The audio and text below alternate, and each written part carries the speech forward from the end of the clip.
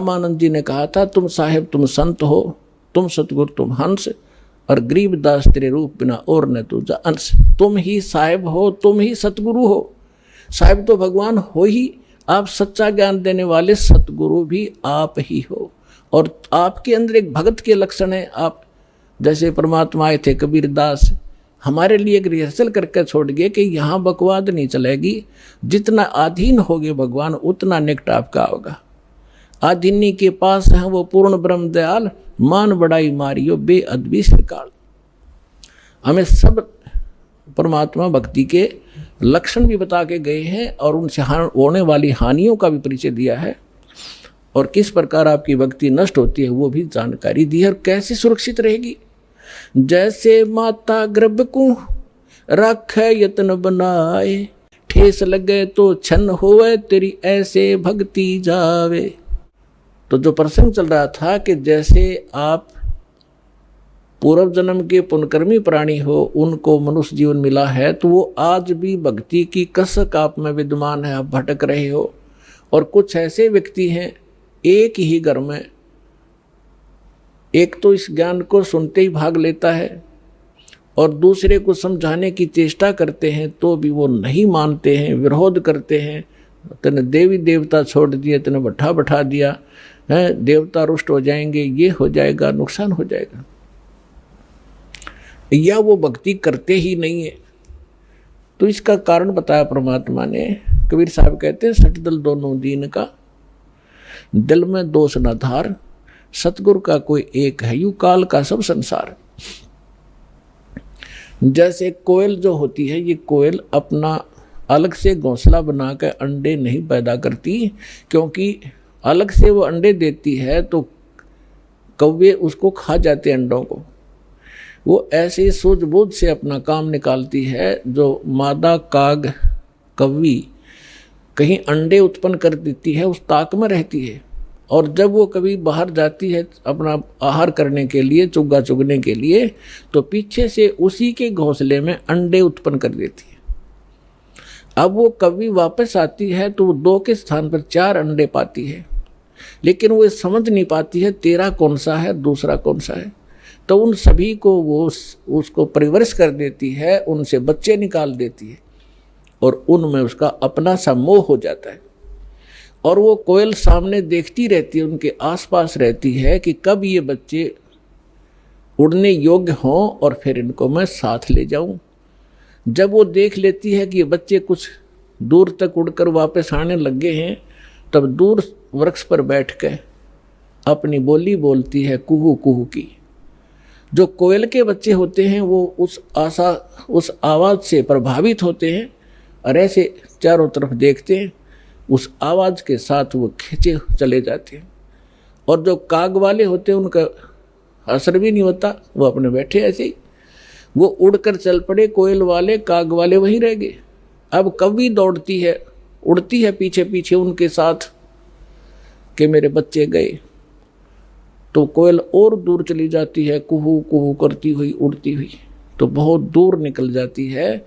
कभी वापस आ जाती है कि कहीं पीछे ये बच्चे तो गए सो गए, कहीं पीछे वालों को हानि ना हो जाए, उनको छोड़कर वह वापस आ जाती है।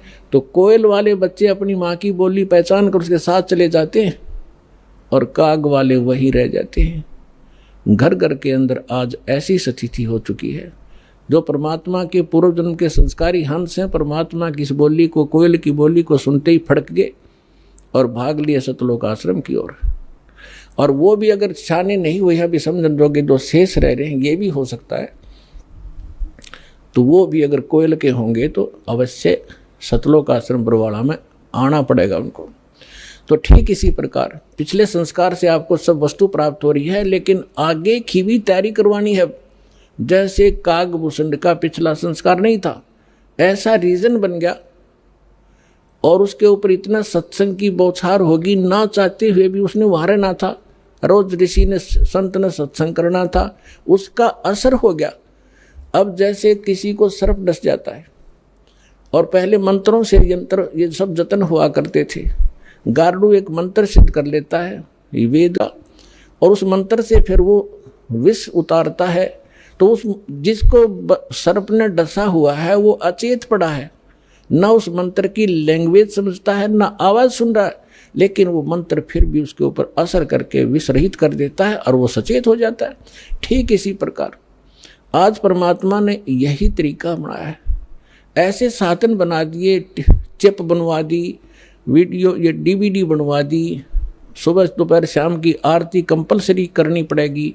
अब घर के अंदर 2 सदस्य नहीं भी नाम लेना चाहते और ना सुनना चाहते, वो घर से बाहर कहाँ जाएंगे। आप अपनी आरती भी कर रहे हो, आप अपना मंत्र जाप भी कर रहे हो, आप परमात्मा की वाणी सत्संग भी चला देते हो देर सवेर, तो उनके ऊपर उस कागभूषण की तरह एक दिन असर होगा और वो भी या राम नाम की कलम उनका भी चढ़ेगी एक दिन और उनका पार होगा, क्योंकि भगवान का वचन है। तो ये तरीका अपनाया परमात्मा ने।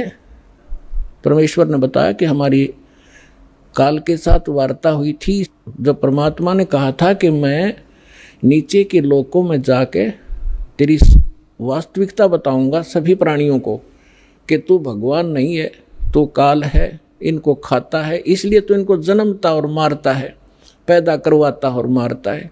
असली भगवान कोई और है, वहाँ जाने का तरीका मैं बताऊंगा, ऐसा गुप्त मंत्र मैं लेकर आया हूँ।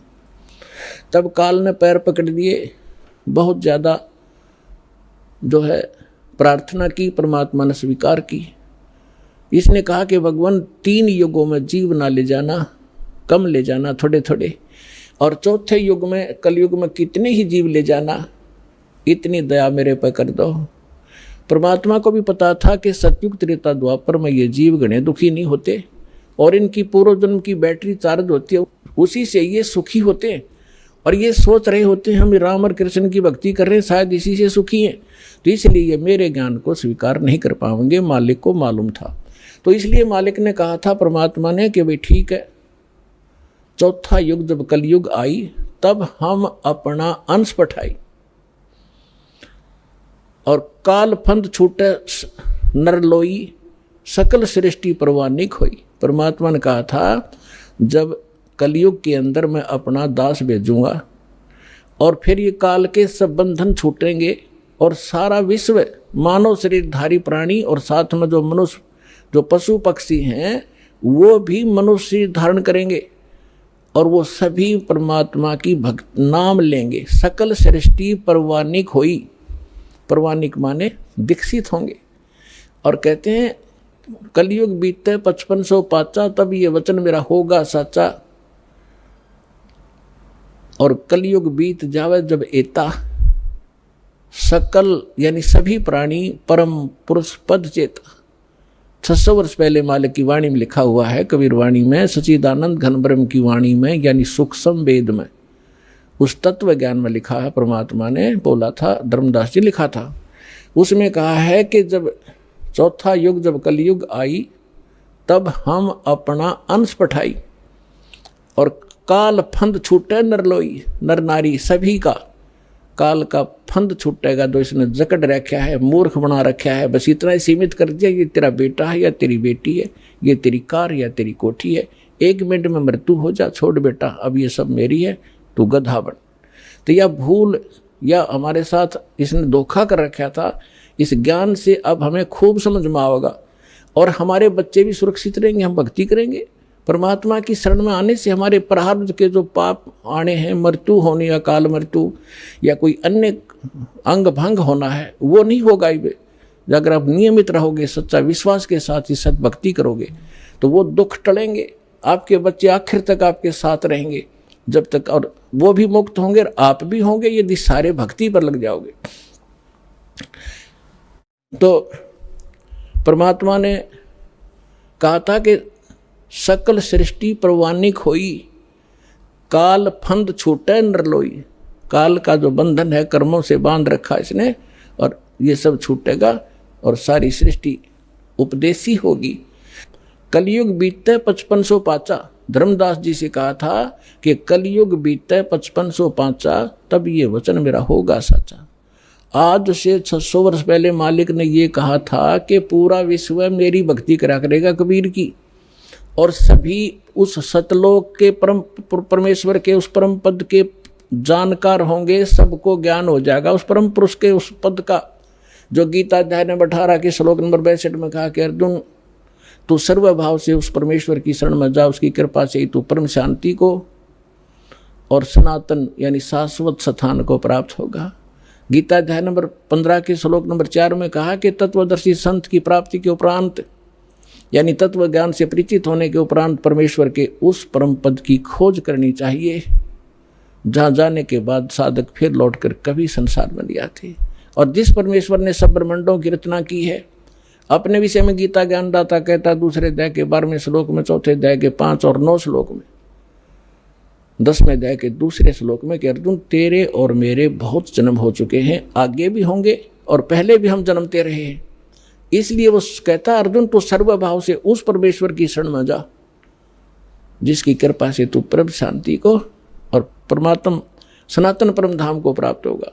तो यहाँ बता रहे हैं परमेश्वर कि कलयुग बीत जावे जब एता 5500 वर्ष 5 वर्ष, और तब सकल प्राणी उस परम पुरुष के परम पद चेता, उस परमेश्वर के उस परम पद के सभी जानकार हो जाएंगे। कोई सतलोक है, सचखंड है, जहाँ हम रहते थे वहाँ जाना है, तो जहाँ आशा ताबासा हुई मन कर्म वचन सुमरियो सोई। तो जो प्रसंग चल रहा है हम उसी पर आते हैं।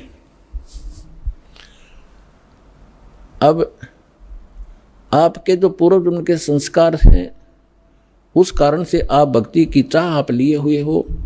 दुर्भाग्य आपका कि उन लकड़ी संतों के पास पहुंच गए। तो परमात्मा ने कहा था कि जब कलयुग 5505 बीत जाएगा, उसमें सभी पंथ और सभी जितने भी मजहब अपना उनके धर्म गुरु वर्तमान गुरु जो भी ज्ञान रखते हैं वो सब सुना चुके होंगे, उनकी बहुत बड़ी पुस्तकें बन चुकी होंगी। उसके बाद मेरा दास जाएगा और उन्हीं सदग्रंथों को, जिन सदग्रंथों पर प्रत्येक मानव आधारित है, जो भी जिस मजहब धर्म से संबंध रखता है, उन्हीं से यथार्थ ज्ञान उनके रूबरू करेगा। उसके लिए परमात्मा ने सबसे पहले आपको ये इंस्ट्रूमेंट बनवाए, प्रोजेक्टर बनवाए, टीवी चैनल बनवाए। दास आपको तो अब समझ में आएगी कि ये क्या हो रहा है, और आपको इतना तो ज्ञान है कि आज से 10-12 वर्ष पहले इनका नामो निशान नहीं था, और पीछे जाओगे तो किधर सोच भी नहीं थी कि ये ऐसे इंस्ट्रूमेंट बनेंगे। यदि मानव बना सकता तो बहुत पहले बना लेता इसको। ये परमात्मा का दिया हुआ ज्ञान बुद्धि है, पूरा विश्व उसके बालक हैं। कहीं से भी इसने किसी क्षेत्र से, पृथ्वी के किसी कोने से भी इंस्ट्रूमेंट किसी भी अपने बच्चे से बनवाया, ये गॉड गिवन माइंड है। मानव जीव सत्र का ये नहीं बना सकता। ये इसलिए बनवाया दाता ने, पहले आपको शिक्षित किया। अब इस दास का जन्म 1951 में हुआ, तब तक शिक्षा का कोई नामो निशान नहीं था। इक्का दुक्का की तो पढ़ा करता कोई, और उसके बाद एकदम बाढ़ सी आ गई। इतने आकर्षित हुए, कारण कुछ भी बिना, चाहे रोजी रोटी के लिए सब ने डिवोट कर दिए अपने बालक। 20-20 वर्ष तक बेटा बेटी पढ़ो पढ़ो, और मालिक ने दया करनी थी कि इसका सदुपयोग करेंगे। फिर ये इंस्ट्रूमेंट आपके सामने है, सदग्रंथ आपके रूबरू कर रहा है दास, और उनका निष्कर्ष निकाल के परमात्मा के ज्ञान से तोल रहा है। तो इस मानुष जीवन का मूल उद्देश्य यही है कि आप भक्ति करके यहाँ से पीछा छुटवाओ, और जिस परिवार को आप सुखी और धनी देखना चाहते हो वो भी भगवान से ही हुआ करता है। भगवान आपको दोनों काम करेगा, यहाँ भी सुख देगा और मोक्ष भी मिलेगा। अब ऐसा कौन अनजान होगा जो इस अवसर ने चूकेगा? अब सभी इस बात को स्वीकार करेंगे। तो प्रसंग अब चल रहा था कि हम जब सतलोक से आए, हम धनी थे भक्ति के। इस काल भगवान ने अपने ऊपर रेस्टोरेंट बना रखे हैं, स्वर्ग महास्वर्ग। प्रत्येक जो भी देव है उन देवों के अपने लोक हैं अलग से, जैसे विष्णु लोक, शिव जी का लोक, ब्रह्मा जी का लोक और गणेश जी का लोक, ऐसे। तो वहाँ इन्होंने अपने रेस्टोरेंट बना रखे हैं। वहाँ जो विष्णु जी का पुजारी वहाँ जाएगा, उसने जितने पुण्य किए हैं, भक्ति की है भगवान की, तो उसका टैक्स लेगा वो उस रेस्टोरेंट में 10%, किसी ने 20% उसकी पुण्य कमाई से, और वहाँ सब सुविधाएं उनको देंगे जैसे होटल में होता है। पैसे उसी के होंगे, खर्च पुण्य उसी के होंगे। उन पुण्यों से भी 10-20% वो ये देवता हम आपसे टैक्स लिया करते हैं। और जब आपकी वहाँ पूंजी समाप्त हो जाएगी, पुण्य समाप्त होती है, आपको 84 लाख योनियों में गधे कुत्ते जो भी संस्कार हो से वहाँ भेज दिया जाएगा। और अब हम जो सतलोक कैसे जाएंगे, हमारी भक्ति शास्त्र अनुकूल ना होने से हमारे पूर्व जन्म के जो संस्कार थे वो सतयुग त्रेता द्वापर में अक्षीण हो गए। अब चौथा युग जब कलयुग आ गया, अब इसमें आप देख रहे हो कोई प्राणी सुखी नहीं है, कोई भी सुखी नहीं है। चाहे ऊपर तो आपने कितना चिकना चोपड़ा दिखता हो और चाहे प्रधानमंत्री दिखाई देता, उसको चैन सपने में नहीं है। कोई ना कोई ऐसी टेंशन उसके घर करी हुई है कि वो बता भी नहीं सकता किसी को। तो इसलिए परमात्मा को ये मालूम था कि जब इनके पुण्य क्षीण हो जाएंगे तब इनकी आंखें खुलेंगी। ये वो भक्ति भी करके छक लेंगे, उन संतों के पास भी भटक कर छक लेंगे जिनको ये संत मानते, और फिर भी ये ज्यों के त्यों रहेंगे। तब हमारे दास के पास आएंगे और वो ऐसा मंत्र समर्थ के पास वो पावर है कि आपके संस्कार प्रारब्ध के दुख को भी, प्रारब्ध के संस्कार को भी वो चेंज कर सकता है। मासा घटे ना तिल बधे, विद ना लिखे जो लेख, और सच्चा सतगुरु मेट कह ऊपर मार दे मेघ। अब सतगुरु ना मिलने से भेड़ पूछ को पंडित पकड़े बादो नदी बिहंगा, गरीब दास वो भवजल डूबे जिनको नहीं साध सत्संगा। कबीर इस संसार को समझाऊं के बारे, ये पूछ पकड़ के भेड़ की और उतरा चावे पारे। साधना तो नकली कर रहे हैं और इंतजार कर रहे हैं सुख होने की और मोक्ष की। कहते हैं सन से शोक सराय में सुतक दिन राती, और जीवत जग में जूती पड़े फिर जम तोड़े छाती। सत साधना ना करने से हमेशा आपके संशय और शोक, ये दुख सदा बने रहेंगे, और जीवित जग में जूती पड़े यहाँ नरे कष्ट भोगोगे, और फिर जम तोड़े छाती। यम के दूत आगे फिर बहुत दुखी करेंगे जो सत साधना नहीं कर रहे। तो यहाँ क्या बताते हैं परमात्मा, फिर अब जो साधना आप कर रहे थे वो शास्त्र विरुद्ध थी, और जिन भगवानों पर आप सीमित थे वो भगवान कंप्लीट नहीं थे, वो स्वयं नाशवान है, उनकी जन्म मृत्यु होती है। लेकिन सतगुरु मिलने से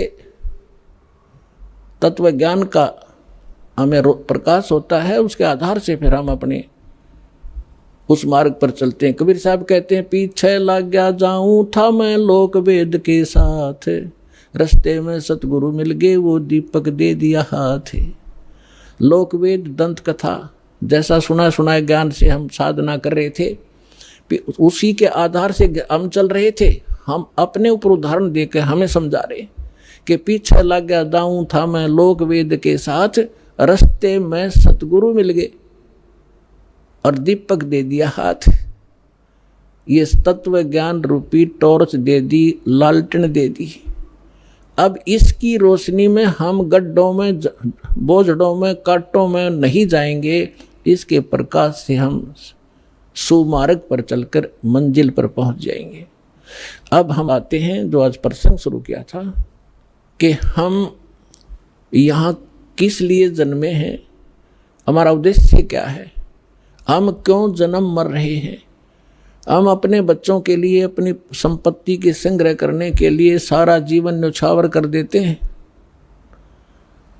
और हमारे सामने या तो कोई बच्चे की मृत्यु हो जाती है या स्वयं ही हम चले जाते हैं। तो उस समय हमारी बुद्धि काम करने योग्य नहीं रहती, केवल हाहाकार, रोना पीटना, अब क्या होगा, बच्चों का क्या होगा, कहाँ जाऊंगा। तो इतनी सी बात समाई रह जाती है। तो यहाँ परमात्मा हमें याद दिलाते हैं कि अब आपको एक विकल्प दिया जा रहा है कि आप ये साधना करो जो शास्त्र अनुकूल है, और शास्त्र अनुकूल साधना इस दास के अतिरिक्त इस विश्व में नहीं है। कुछ दिनों में बुद्धिमान हो, आपके रूबरू सारा ज्ञान होगा। उन महापुरुषों का भी दास दिखाता है, साथ के साथ ये मंत्र बताते हैं, ये मंत्र बताते हैं, ये ज्ञान सुनाते हैं, और ये वास्तविक ज्ञान है, ये वास्तविक मंत्र है, ये हमारे सदग्रंथ प्रमाणित करते हैं। और ये उन्हीं महापुरुषों ने इन मंत्रों का जाप किया जिनको आप मोक्ष प्राप्त मानते हैं, उनके इतिहास से आपके रूबरू किया जाता है, जिससे एक इस उलझे हुए गुत्थी को समझाने के लिए एक पॉइंट के ऊपर ढेर सारे प्रमाण आपको दिखाने पड़ते हैं। जब पिछला रंग हटता है और तब जाके ये ज्ञान ग्रहण होता है। तो जो प्रसंग चल रहा है कि जैसे कई भक्त कह देते हैं कि आपके जैसे कबीर पंथियों से हमारे भक्त मिलते हैं, या राधा स्वामी वालों से, धन धन सतगुरु वालों से, ये ही ज़्यादा भगवान उस सतलोक का ठेका ले रहे हैं कबीर पंथी। और ये वो नकली कबीर पंथी हो तो फिर तो बात खत्म हो जाती। पंथ माने मार्ग, वे जो भगवान ने रास्ता बताया कबीर साहब ने, वो कबीर पंथ है, वो कबीर के जी के द्वारा दिया गया मार्ग है, वो कहते हैं कबीर पंथी। अब जैसे यहाँ हिसार से जा रहे हैं इस सिरसा की ओर और कह रहे हैं हम दिल्ली की ओर जा रहे हैं, हमें दिल्ली जाना है, हम दिल्ली पंथी हैं, तो उनको कौन समझावे? जा रहे हो सिरसा की ओर और कह रहे हो हम दिल्ली जा रहे हैं, तो कहते हैं कबीर पंथी और जा रहे हैं काल के पंथ पर। तो वो परमात्मा वाला ज्ञान नहीं और वो सत भक्ति नहीं, तो वो कबीर पंथी नहीं है। वैसे अब इनका छाप लगी कबीर पंथ की, जो कहना पड़ा है उनको समझाने के लिए कि वो व्यक्ति हैं जो गलत साधना करें। तो ये सभी सतलोक की महिमा सुनाते हैं, और जब हमारे भक्त उनसे कहते हैं कि ऐसे ऐसे वहाँ चलो सही साधना है, सही ज्ञान है, तो वो कहते नहीं, वो तो काल के नाम देता, शुरू से ही काल के नाम देता है। काल कौन से? ब्रह्मा विष्णु महेश के, देवताओं की पूजा बताता है। पुण्यात्माओं, ये ज्ञान का टोटा है। जब ज्ञान संपूर्ण होगा तब आपको पता चलेगा कि ब्रह्मा विष्णु महेश ये अलग नहीं कर सकते हम इनको। जैसे श्रीमद् भगवद गीता अध्याय नंबर 15 के श्लोक नंबर 1 से लेकर 4 में एक विशेष विवरण है कि ये ऊपर को जड़ और नीचे को तीनों गुण रूपी शाखा वाला उल्टा लटका हुआ एक संसार रूपी वृक्ष समझ लो, और इसकी तीनों गुण रूपी शाखा है। इतना गीता ज्ञानदाता केवल इतना नॉलेज रखता है कि ऊपर ने तो जड़ समझो, और जड़ वो दृढ़ है, वो अविनाशी पोर्शन है जो मूल है इस संसार रूपी वृक्ष का, और उस मूल मालिक है जो जड़ है, सभी का धारण पोषण भी वही करता है, क्योंकि पूरे वृक्ष को, पेड़ को जड़ से ही आहार प्राप्त होता है, खुराक मिलती है। गीता अध्याय नंबर 15 के श्लोक नंबर 16 और 17 में 3 पुरुष बताए, सरपुरुष, अक्षर पुरुष, और 17वें श्लोक में कहा कि उत्तम पुरुष है तो अन्य, सरपुरुष और अक्षर पुरुष से कोई और है उत्तम पुरुष, श्रेष्ठ भगवान, और वही तीनों लोकों में प्रवेश करके सबका धारण पोषण करता है। अब इन 2 श्लोकों का लिंक अब उन प्रथम के 4 श्लोकों से है 15वें अध्याय के। तो इसमें बताया कि उल्टा लटका एक संसार रूपी वृक्ष है, और जो तत्वदर्शी संत की पहचान बताई है कि जो इस संसार रूपी वृक्ष के सभी विभागों को भिन्न भिन्न बता देगा, स वेदवित, वो तत्वदर्शी संत है। चौथे अध्याय के 34वें श्लोक में जो तत्वदर्शी संत के विषय में कहा है कि उसकी शरण में जाओ, उससे पूछ, वो उसकी पहचान बता दी कि उल्टे लटके संसार रूपी वृक्ष के सभी पार्ट्स बता देगा। सवेदवित, वो तत्वदर्शी संत है। तो 600 वर्ष पहले परमात्मा स्वयं आए थे, और गीता अध्याय नंबर 4 के श्लोक नंबर 32 में जो कहा है कि वो सच्चिदानंद घन ब्रह्म अपने मुख कमल से अमृतवाणी बोलता है, वो तत्व ज्ञान है, वो निष्कर्ष है सारे अध्यात्म का, और वो तत्वदर्शी संत के ही पास होगा और मिलेगा नहीं तुझे। तो यहाँ परमात्मा ने 600 वर्ष पहले उस तत्वदर्शी संत की भूमिका, जैसी उनकी लीला है वो किया ही करते हैं। जैसा दास ने अभी वेदों के प्रमाण आपको बताए थे, रेफरेंस बताए थे, उनमें यही लिखा हुआ कि परमात्मा ऊपर रहता, ऊपर के लोक में, सतलोक में, वहाँ से चल कर आता सह शरीर, और यहाँ 3 प्रकार से के सतिथि से हमारा धारण पोषण करता है। एक तो आपको बता सतलोक में रहता है, जब वहाँ तो उनका शरीर बहुत तेजों में होता है, करोड़ सूर्य मिला दे, करोड़ चंद्रमा एक रोमकूप के उनकी शोभा होती इतना तेज है।